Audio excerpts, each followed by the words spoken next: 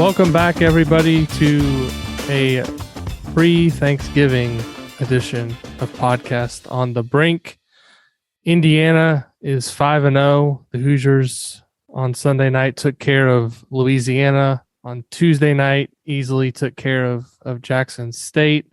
They'll play again Saturday at home against Marshall. And to help us answer your questions this week, Tyler Tachman of Inside the Hall is here. Tyler, your grind on the football beat has come to an end. You're able to focus full time on basketball now. It's good to have you back on Podcast on the Brink. How you doing? I'm doing well. I guess there's one more football game in Purdue. We'll see what happens with that. Probably not looking great at this point, but excited to have kind of basketball in full swing now. So, like we did last time you were on the show, I made a call for questions in our community at members.insidethehall.com because I felt like 5 games is a good enough sample size for us to maybe give some takes on what Indiana is so far as a team and answer some of your questions. We got a lot of submissions. I shared all these questions with you before we started to kind of give you a little bit of chance to do a little preparation. So I'll just kind of go down the list here and we can talk through each of these. I'll get your take. I can give my take where it's warranted and we'll go through these and hopefully provide some insight on what Indiana is now through 5 games. We'll start with Hoosier Preneur, who asked, and this was after the 4th game. So he asked about Indiana's turnovers through the first 4 games. I think they had 66 turnovers. He asked more or less what our insight is on why the turnovers are so high right now. And I'll say, and Tyler, you may have some thoughts on this as well, but this is a new team. It's a new system. There's a lot of new pieces, and the point guard that Indiana has right now, Xavier Johnson, although he does a lot of really good things offensively, turnovers have not been a strong suit of his game previously in his career at Pittsburgh.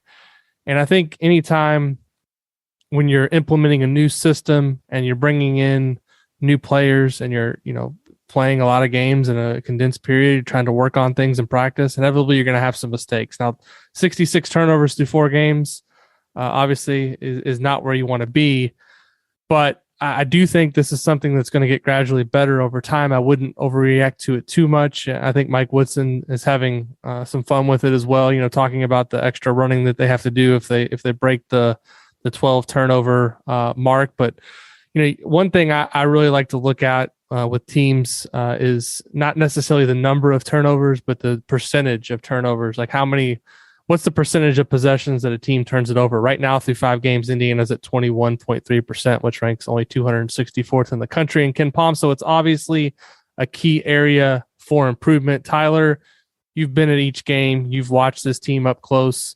What do you see right now just in terms of Indiana's ability or inability to take care of the ball? I would agree with what you've said so far, but I'd also add to it. It seems like in transition, sometimes Indiana gets sloppy with it. It seems like there's sometimes where they're just trying to move a little bit too fast, try to fit some passes into some windows that are probably a little bit too tight. And I think that does kind of go back to the point guard play right now. Xavier Johnson leads the team with 13 turnovers. And the thing with I think that needs to spearhead trying to turn around all the turnovers is Indiana's point guard play. And there's been really good stretches from Xavier Johnson and Christian Laettner that showed a significant promise. And I think Xavier Johnson, he probably had his best game of the season against Jackson State, going 5 for 6 from the field, 14 points, 7 boards, only 1 turnover. But if you look at Lander and Johnson, they're both guys that right now I feel like are a little bit high risk, high reward, in that they have elusiveness that really can't be taught, and that is game changing.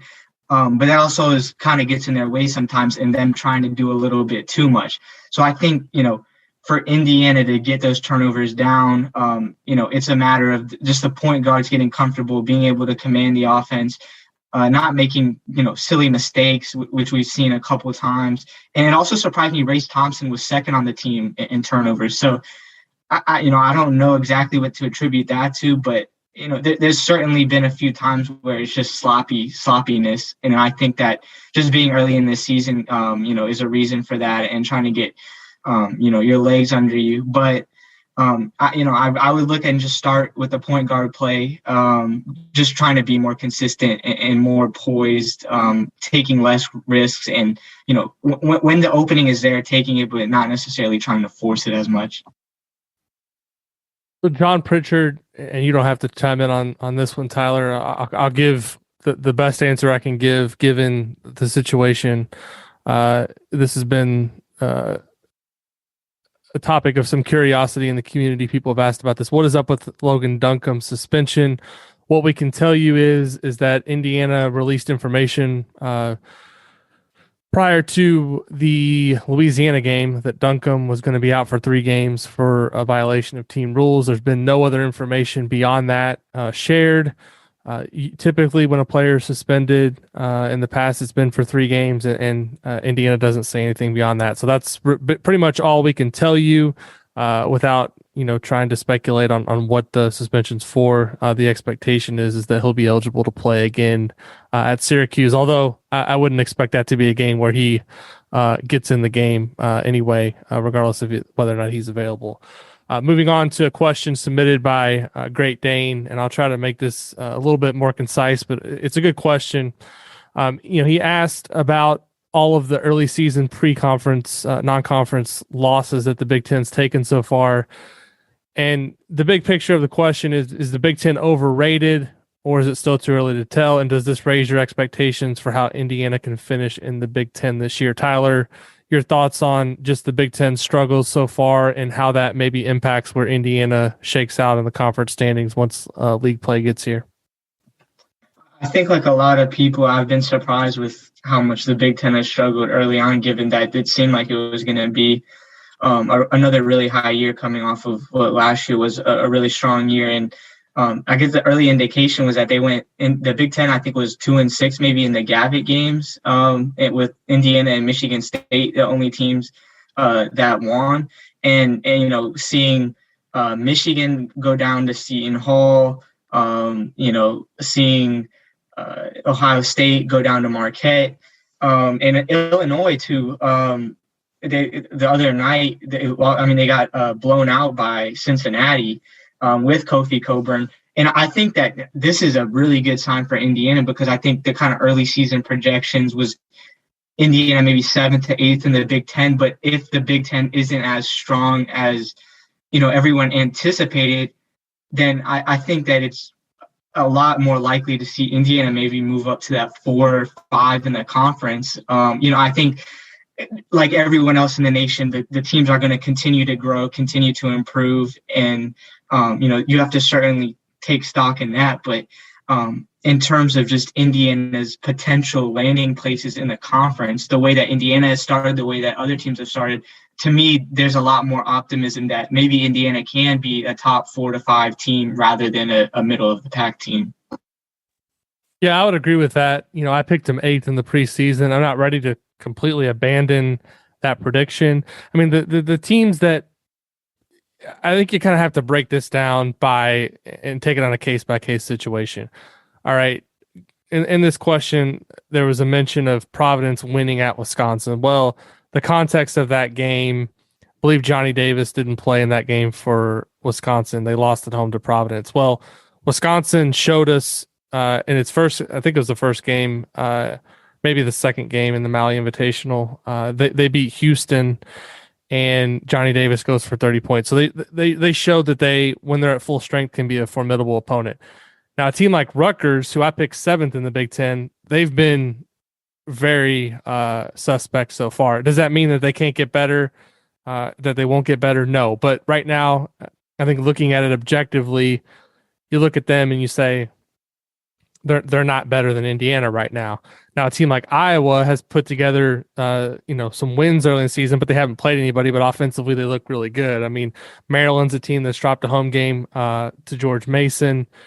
Seton Hall won at Michigan, but then Seton Hall loses to Ohio State. So there's just a lot of different results early in the season. I try not to take make too many big judgments based on these early season results. But I agree with Tyler that there's an opportunity for Indiana to move up further than what they were projected in the preseason. And I think right now, anywhere from 4 to 7 or 8 is still where I would put them. There's a long way to go, obviously, until the meat of the Big Ten schedule gets here. But we're going to get kind of that early season preview in December. We'll see 2 conference games, but there's still time for teams to figure it out before January, including Indiana. So I'm not completely ready to abandon my preseason pick, but I would be very surprised if Indiana didn't finish higher than where I picked them at 8th in the preseason. The holidays are right around the corner, and it's time for Homefield's Black Friday sale. Our friends at Homefield produce the world's most comfortable, premium licensed collegiate apparel out of their headquarters in Indianapolis. Run by IU grads, Homefield studies Indiana's history to come up with the most unique apparel designs available for Hoosier fans anywhere. And it's not just Indiana apparel available at Homefield. They're constantly adding new schools to the over 120 currently available at homefieldapparel.com. From Friday, November 26th through Monday, November 29th, all items at Homefield will be 20% off. No promo code is needed to take advantage of the sale. Whether it's a tri-blend gray crew neck, an oatmeal hoodie, or a gift card, Homefield has the perfect gift for any sports fan in your life this holiday season. So another question here asking about Indiana teams in recent history struggling to maintain momentum after big wins like in the St. John's game. What do you the question is, what do you feel is the difference that will help IU maintain momentum this year? And if they do, what do we think is IU's ceiling? Tyler, any thoughts on just IU being able to maintain momentum this season? Do you see anything different in terms of the style of play, the coaching that maybe can sustain some of the strong play and not kind of have those, it seemed like with Archie Miller, they'd win a game, then they'd lose 2. They could never get on a winning streak. I feel like this year, maybe they have a better chance to do that. I have 2 observations on this. One being that it's been pretty clear that Mike Woodson has drilled into his players just of playing with intensity. We've seen it with Trace Jackson Davis in that he's pushed him to play harder. Mike Woodson has talked about so much how the young players think that they're playing hard, but there's another level that they can take it to, and that's something that he's really emphasized, and I think has become pretty clear early in the season. It's just the energy, intensity that Indiana's playing with it seemed like it was on a different level really than it was last season, and I think that can be a factor of how Indiana has been able to string together some wins this season so far and not have a letdown after the St. John's game. But the other side to it is, the game I look at last year where it was like the letdown was really becoming prevalent was after Indiana beat Iowa on the road. It seemed like maybe they could start to pick some things up. And then they drop a dud at home to Rutgers. And, I don't think that there's really a parallel between a direct parallel between that and what Indiana's done this year, because coming off the win against St. John's, I wouldn't put Louisiana as even close to the same caliber opponent as Rutgers was last season. So, to me, it's too early to kind of conclude that, well, Indiana has really been able to, there has been no letdowns after huge wins, and they've been able to consistently beat, high to mid-major to high major opponents, because I don't think that we've had a big enough sample size yet. I think with what they have done, they've gotten the job done. But, I think that it's not fair to say that, because Indiana beat Louisiana after beating St. John's, that automatically they've kind of turned around this inability to string together wins.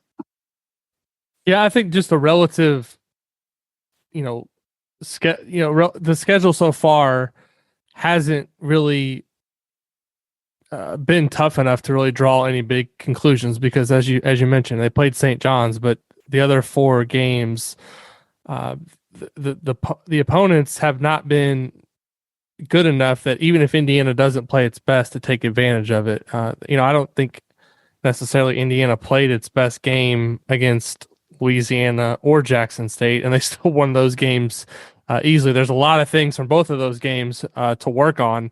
And so we'll start to learn more, beginning next week at Syracuse. They have Syracuse and they have Nebraska at home, and then they play Wisconsin on the road. I mean, those are it's going to be a stretch of games there where the competition level picks up significantly, and I think we'll learn more. We had a lot of questions.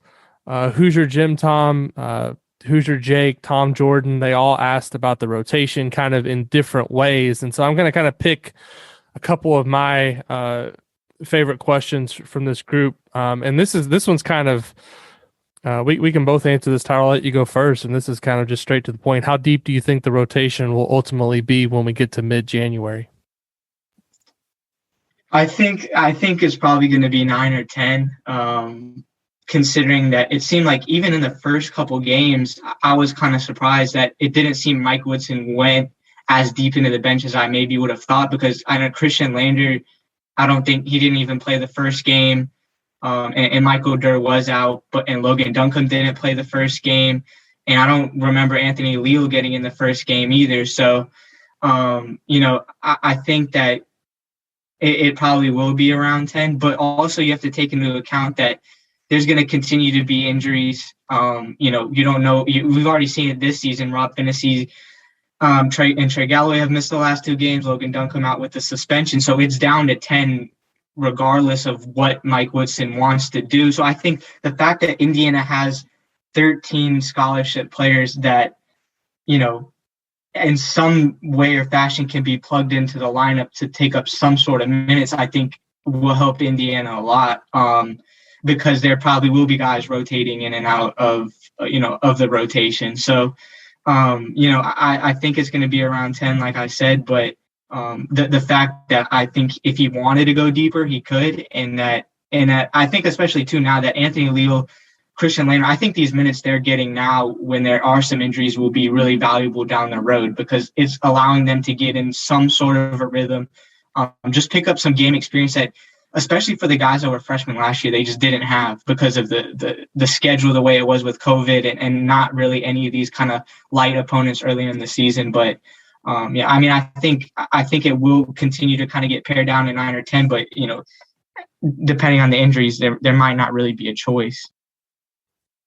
Yeah, it's it's one of those things too where how do you define rotation? I mean, to me, a guy, if he comes in and plays 3 or 4 minutes a game, to me, he's not in the rotation. That's not a regular kind of amount of minutes. I'm looking at guys that are playing, 9, 10, 12 minutes a game regularly as being in the rotation. If that's how I'm going to define it, I think once we get into the meat of the Big Ten schedule, it's not going to be any more than 9 players. I mean, Logan Duncombe, Anthony Leal, I don't see when the schedule gets tougher, those guys getting in regularly. That puts you down to about 11 at that point. And then it kind of goes based on availability of a player. Like right now, Trey Galloway's out, so Leal is slid into some of those minutes. Rob Finney's out. Christian Lander has taken over some of those minutes. We'll kind of see with Michael Durr. Hasn't been necessarily all that impressive so far. When the competition heats up, he's going to have to be able to take his game to another level to warrant kind of playing him 10 to 12 minutes a game. So that's kind of where, I don't necessarily see it being more than 9 regularly. I mean, the coaches like to talk about playing a lot of guys, but really, if you look at the best teams in college basketball year in and year out, when they get to they get to January, they get to February, they get to the tough road games, there's not too many teams that are playing 10 or 11 guys regularly, because the only reason you do that is if you don't have a huge drop-off when you go to the bench. And right now, I think Indiana's been pretty good in terms of not dropping off, but they're also not playing the best teams. And so that, to me, plays a factor. This next question, I thought it kind of goes with the rotation. Well, I thought this was pretty interesting. I think it's a good observation. What is your take on the way the bench is being deployed? Not so much the players coming off the bench, but when they're coming in. Woodson is letting the starters get 6, 7, 8 minutes of run together before the substitution. This seems later to me than it has been in recent seasons. I think this is a good observation. This is something that really kind of drove me nuts with Crean and Miller. If you play somebody 4 minutes and then you're already taking them out, how do you really get into the flow of the game in such a short amount of time? And I think Woodson giving guys a little bit of a longer leash to start the game is going to pay dividends because you obviously want guys to come out and be able to establish themselves. It takes a couple of minutes to get into the flow of the game. So I like it. Tyler, any thoughts on just kind of how Woodson is deploying guys from the beginning of the game? And do you think it's a positive that he's maybe giving them a little bit more extended run before going to the bench? Yeah, I think, I don't know, I think that's something that's really good just in terms of allowing them to get in the flow of the game. And also it just doesn't put as much pressure on them because if they make a mistake or two, they're not looking over their shoulders necessarily and thinking that they may be taken out 3 minutes into the game. Now, I can remember, I think Xavier Johnson, it was against Louisiana, I think got a pretty quick hook after he had a couple of turnovers, a couple of fouls, and no points early in the game. So I think it's not Mike Woodson saying, I'm going to let these guys go 6-7 minutes no matter what, but it's giving them the latitude to do that. But if someone isn't playing well, there's not going to be let's just let him continue to let these mistakes compound. So I think he's just kind of more flexible with it and being more not as rigid with when he's putting guys in, but just letting the game and the flow dictate the rotations, which I think is really good just in terms of being able to adapt to different situations.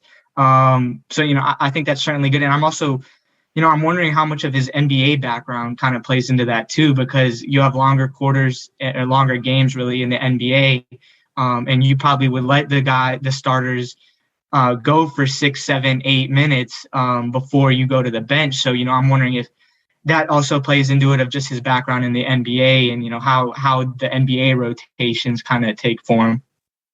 Yeah, that's a great point, because if you watch the NBA at all, you'll notice that they usually let guys play a pretty good amount of the first quarter before they go to the bench at all. And so that could be playing a part in it.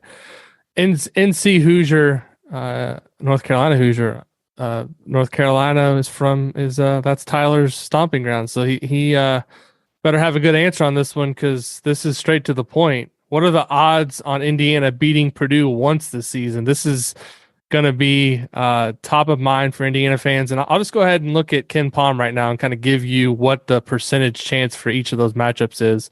And this obviously is subject to change, and a lot is going to happen between now and then. But Indiana hosts Purdue on January 20th. Obviously, that will be their probably better of the two chances to beat the Boilermakers. 39% chance right now, according to Ken Palm. And at Purdue to close the regular season, 19% chance. So I think those numbers are about what you'd expect. And Indiana fans don't want to hear this on this podcast, but Purdue's really good. They're third in Ken Palm right now. I don't necessarily follow the AP poll as closely. I think they might be third there too. I know they're getting some votes at the top of that poll, or at least one voter who I may or may not be related to voted them number one in his most recent ballot. So Purdue's really good. I do think it would do a lot for Mike Woodson if he could beat them once this season. Am I ready to predict that's going to happen? No, but I think there's a better chance this year than there has been in recent seasons. Yeah, we've talked about just how the Big Ten has struggled so far, but it seems like Purdue has been the team that is kind of really taking the lead as, the best team in the Big Ten, at least up to this point in the season, without having even get into the conference schedule. But just looking at what they did against North Carolina and Villanova, especially against Villanova, they shot the lights out. And when you have, Zach Edey, Trevion Williams down there, I was also impressed with Caleb First, too. He looked very poised for a freshman. He was, ability to stretch the floor as well. But, I think that it would be a win, if Indiana can just split with Purdue this season. I think that's obviously not the goal that any Indiana fan wants to set in terms of just splitting. And that obviously has not been the case the past 4 seasons. But I think just given the circumstances, given that it's Mike Woodson's first year, given what Matt Painter has built and how Purdue is looking right now, I think, maybe getting the one at home is more feasible. I think the reason that, maybe there's a little bit more optimism that Indiana can do that is just the fact that the Hoosiers just seem scrappier. Like I said before, they seem scrappier They have high energy. It seems like if they get punched in the mouth, they're not going to stay down, which is something kind of new from the past couple of seasons. And so that, that gives a little bit more optimism as maybe they can just out scrap Purdue. They can play more physical. They can get under their skin. They have a little bit, maybe more of an edge, and they may not be more talented right now. But maybe being able to use those kind of intangibles, I think, is maybe a reason that Indiana could take one of those two. Jane Jackson is asking about Trey Galloway's recent injury. She asked, should he take a medical red shirt or play on after his wrist surgery heals? Is he involved in any practice sessions? If so, what types of drills can he participate in? Well, his injuries to his left hand, I haven't been at any game since he's been injured, but Tyler, I believe he was out there at least like trying to shoot around with one hand, his right hand. He's obviously going to need some time to heal up, but I think it's a positive thing that it's his right hand rather than his left hand. Certainly more difficult when you're dealing with a shooting hand injury. I think he's going to be able to come back a little bit easier because he can still use his shooting hand right now. What I guess what are your thoughts on the injury? Whether or not he should? I would say redshirting is probably off the table. He's already played a little bit. He's not going to be out. It'd be different if he wasn't going to be able to come back till March, but it sounds like he's going to be able to come back in relative short order. Yeah, I have a couple things to say about this, and one is that we haven't talked to Trey Galloway since the injury, but you can tell how much it's like kind of irking him not to be able to play, because even the first game, it was against Louisiana that he was out for. His arm was in a sling, but he was under the basket taking one-handed shots. And then against Jackson State, he was out there again. He was calling for the ball, shooting layups. He was out there being like a dummy on defense, pretending to close out. So you can just tell like how much that he really does want to be out there on the court. And this is, I guess it was in some ways similar to what he went through in high school. I know he had a really lingering, I believe it was his shooting hand wrist injury for his junior and senior years in high school. So a wrist injury isn't something that is new to him, but he's a guy that is, going to be very just intense in trying to get back and as quickly as possible. And I don't think a red shirt is necessarily really on the table right now. It seemed promising that this is potentially a 6-week timetable, but his mom had posted on Facebook that the doctor was optimistic it could be 4.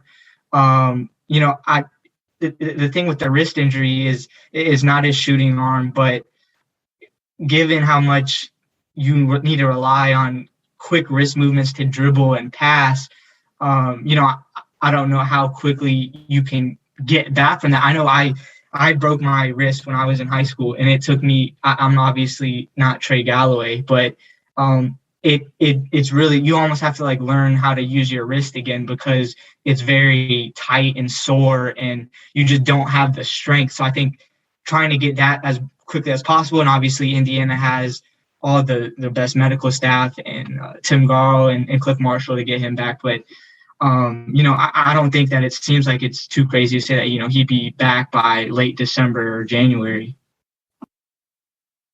Moving along here, Joey asks an interesting question about the point guard rotation. Do you think there's room in the rotation for Xavier Johnson, Rob Finney, and Christian Lander? From what I've seen, Johnson and Lander just offer so much more as ball handlers and offensive facilitators than Rob. And I know Rob has a reputation as a stud defender, but I haven't seen anything game-changing from him on that end this year. Tyler, your thoughts on just the point guard rotation and what that might look like when Finney does come back? Yeah, I touched on this a little bit before, but I think, Xavier Johnson and Christian Lander are going to give you much more playmaking. They're going to be able to do things on the court in terms of getting others the ball, making game-changing plays that Rob Finney can't do. But what also comes with that is the more turnovers, the type of plays where they're trying to do a little bit too much, probably is what we've seen this season. So right now, to me, those two guys are a little bit more high risk, high reward.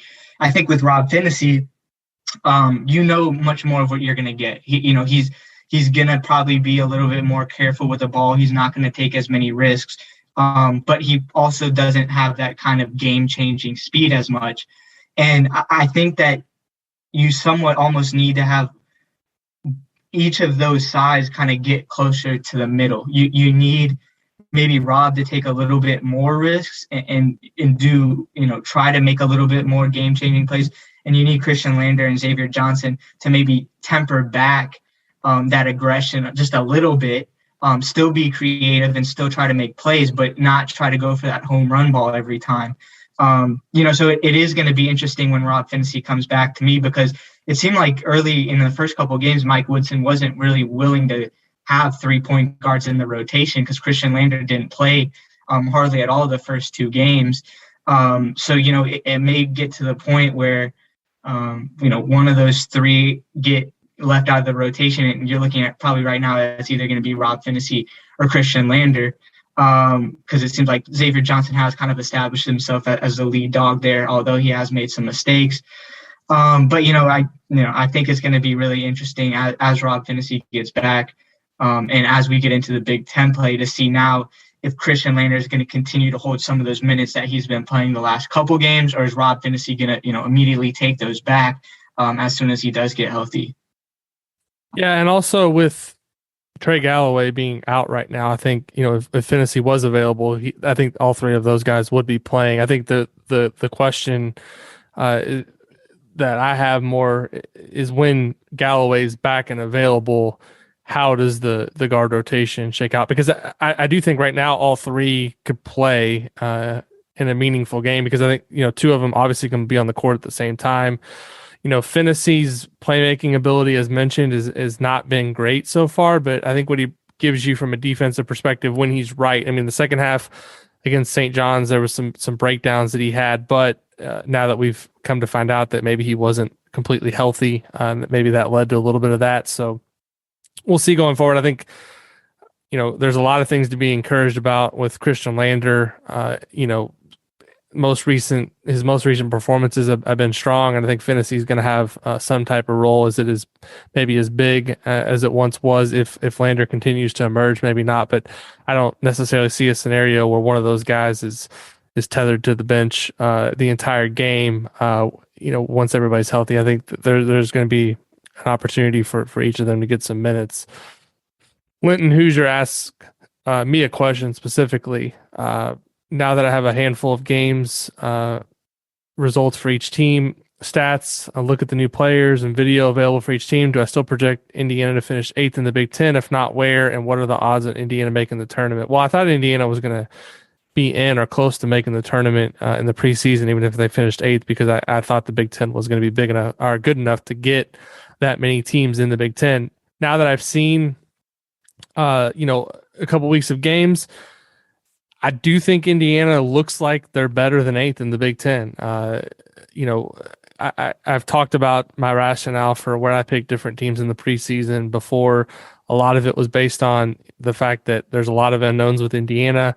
It's a new coaching staff, a lot of new players, and quite frankly, they've underperformed expectations for so long that I was a little bit tired of getting burned by them year in and year out, picking them higher than what they finished. So I went a little bit more conservative. But right now, if I had to reshuffle my projections, I would probably have them 6 or 7. I definitely would put them ahead of Rutgers, which is the team I picked them behind. But, teams I picked behind them, Wisconsin and Iowa, have also had their bright spots this year. So, I still think it's going to be a situation where they're in the middle of the pack of the Big Ten. I do think there's a really good chance that they make the NCAA tournament. Tyler, would you agree with that? And any thoughts on kind of, I don't know that you did a preseason poll of where you had every Big Ten team, but has anything you've seen so far altered kind of your view on where Indiana could finish in the league?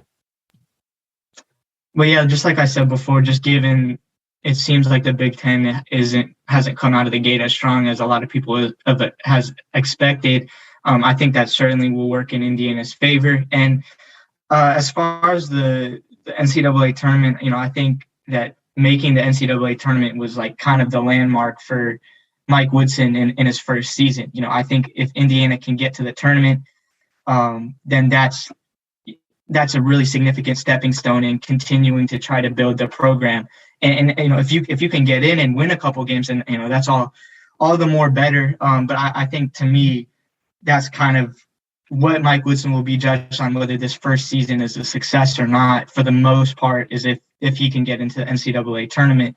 But I think that this team has a lot of potential in that, they maybe can make a run in the NCAA tournament if you get Parker Stewart, shooting from deep as he has the last couple of games. You also have, if Trey Jackson Davis can continue to be dominant. And I know I'm looking far ahead here, but when you just have, there's a lot of pieces that if they can kind of fit together, I think that it'll really work out. And it seems like this is what we said last year too, that Indiana does have a lot of pieces, and it didn't work out last season. So I think that the pieces are certainly there, and it's just going to depend on how much they can keep growing together. Tim Mitchell asks, as a kind of a follow-up to the previous question, do you feel the overall vibe of the program, the players' attitudes and energy has altered your projection?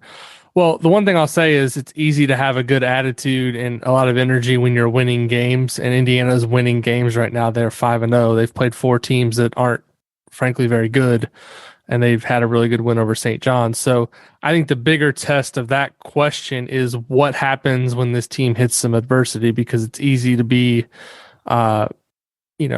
excited and feeling good about yourself when you're winning. And the reality of college basketball is when you get into Big Ten play, you're probably going to, unless you're an elite team, you're taking at least 7 or 8 conference losses, if not more. And how Indiana bounces back when they hit some adversity, I think is going to be really telling on what this team is ultimately able to do.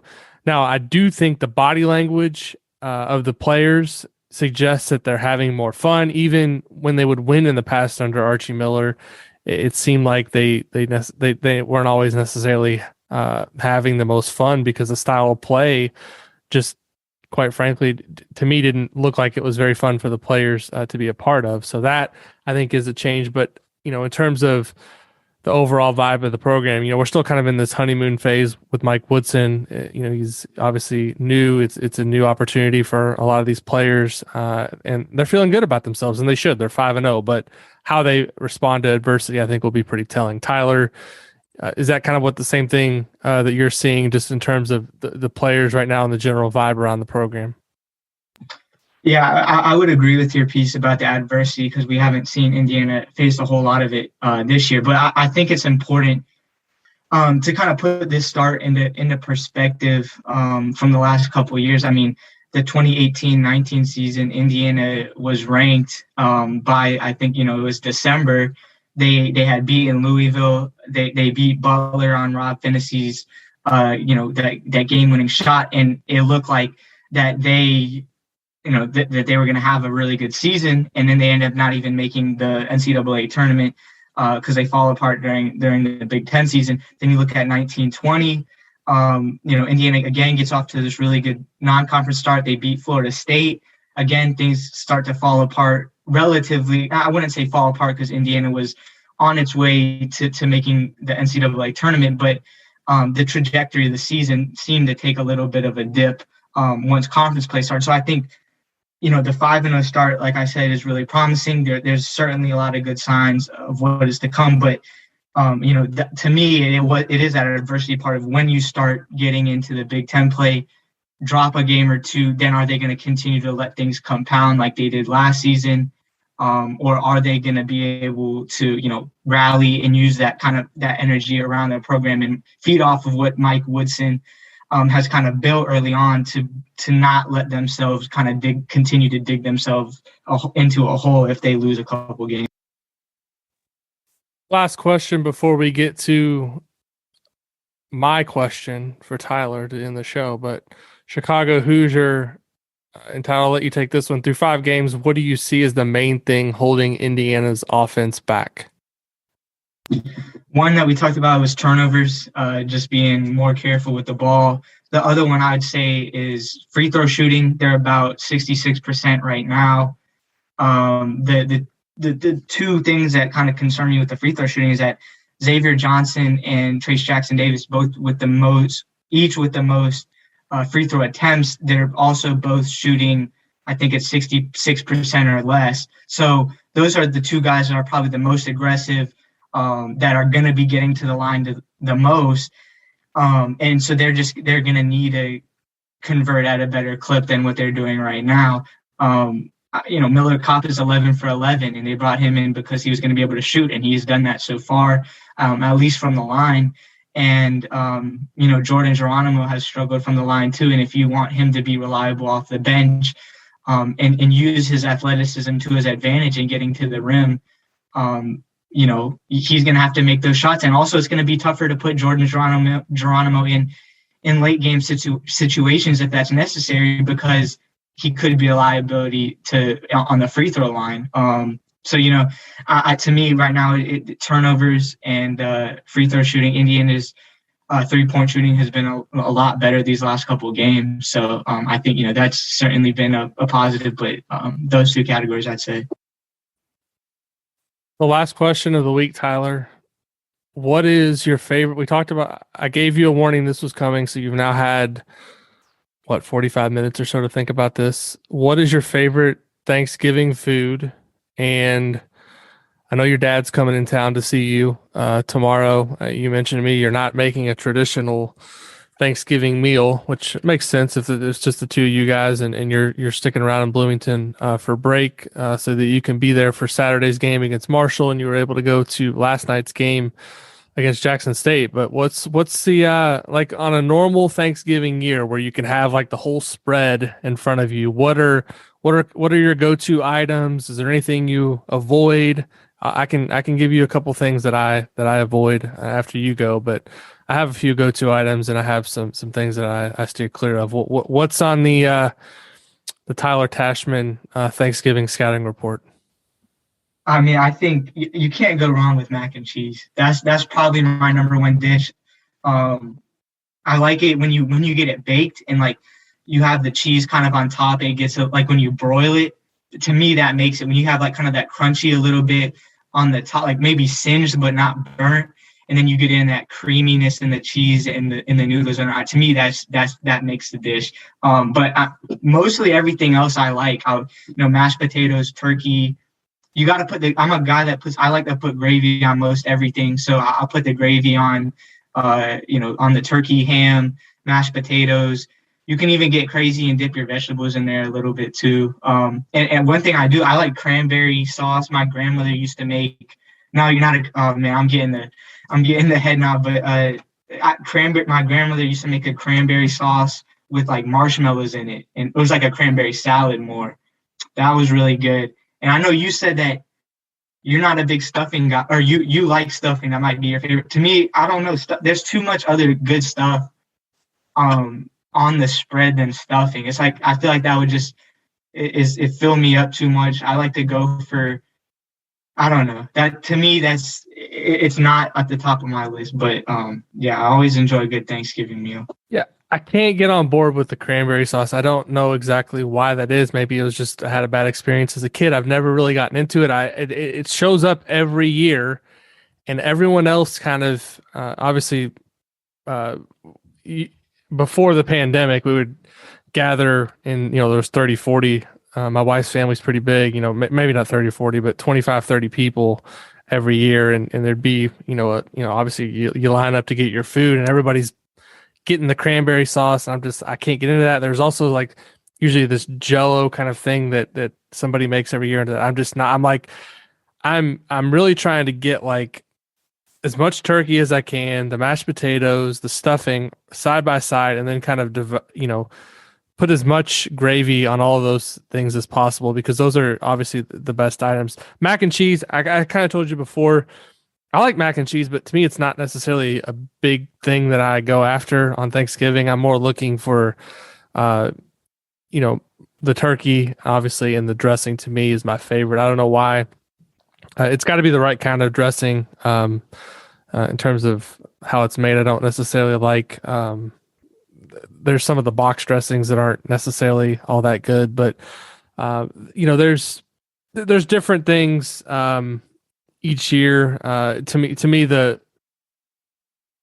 most important thing is dessert and the variety of pies that are available. Is your dad bringing any pies for tomorrow? I know he's Tyler's dad has supplied me with two of the best pies that I've ever eaten in my life, including last Christmas sending me a chocolate chess pie, which was arguably one of the top 2 or 3 pies I've ever had. Is he bringing anything in to Bloomington for this occasion?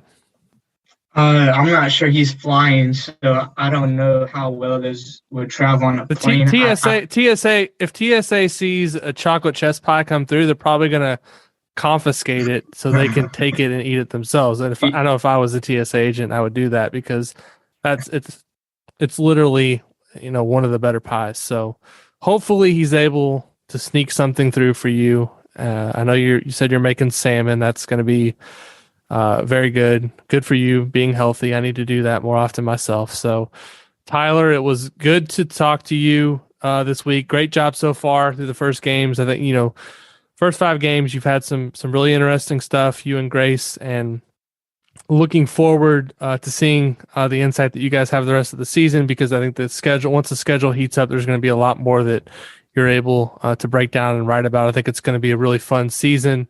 So happy Thanksgiving to you.